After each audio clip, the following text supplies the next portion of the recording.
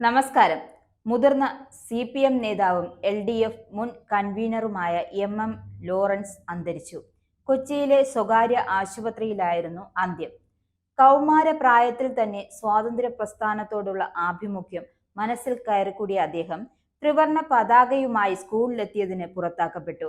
മറ്റൊരു വിദ്യാലയത്തിൽ പഠനം തുടർന്നുവെങ്കിലും 10ാം തരത്തിൽ അധ്യയനം അവസാനിപ്പിച്ച് പൊതുരംഗത്തേക്ക് എത്തി.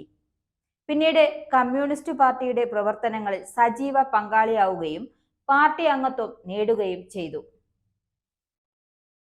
CPM നേതാവ് എന്നതിനൊപ്പം പ്രമുഖനായ തൊഴിലാളി സംഘാടകൻ എന്ന നിലയിലും ശ്രദ്ധേയനായ അദ്ദേഹം CITU സംസ്ഥാന ദേശീയ നേതൃത്വ തലങ്ങളിൽ പ്രവർത്തിക്കുകയും ചെയ്തു. CPM കേന്ദ്ര കമ്മിറ്റി അംഗം, CITU ദേശീയ വൈസ് പ്രസിഡന്റ്, സെക്രട്ടറി, സംസ്ഥാന ജനറൽ സെക്രട്ടറി തുടങ്ങിയ ചുമതലകളും വഹിച്ചിട്ടുണ്ട്. ഇടപ്പള്ളി പോലീസ് സ്റ്റേഷൻ ആക്രമണ കേസിൽ 22 മാസവും അടിയന്തരാവസ്ഥ കാലത്തടക്കം 6 വർഷവും ജയിൽവാസം അനുഭവിച്ചിട്ടുണ്ട്.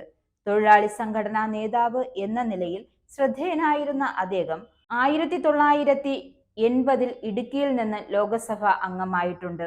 1929 ജൂൺ 15 എറണാകുളത്ത് മുളവുകാട് മാടാമാക്കൽ അഭിരാമാത്തുവിന്റെയും മംഗലത്ത് മറിയത്തിന്റെയും മകനായി ജനിച്ചു.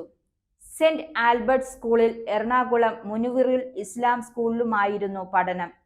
10ാം ക്ലാസ്സിനു ശേഷം ഔപചാരിക വിദ്യാഭ്യാസം അവസാനിപ്പിച്ച് രാഷ്ട്രീയത്തിൽ സജീവമായി.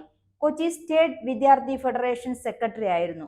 1946 കമ്മ്യൂണിസ്റ്റ് പാർട്ടിയിൽ അംഗമായി. ഇടപ്പള്ളി പോലീസ് സ്റ്റേഷൻ ആക്രമണ കേസിൽ അറസ്റ്റിലായി പോലീസ് മർദ്ദനമേറ്റു. 2 വർഷത്തോളം വിചാരണ തടവുകാരനായി ജയിലിൽ കഴിഞ്ഞു.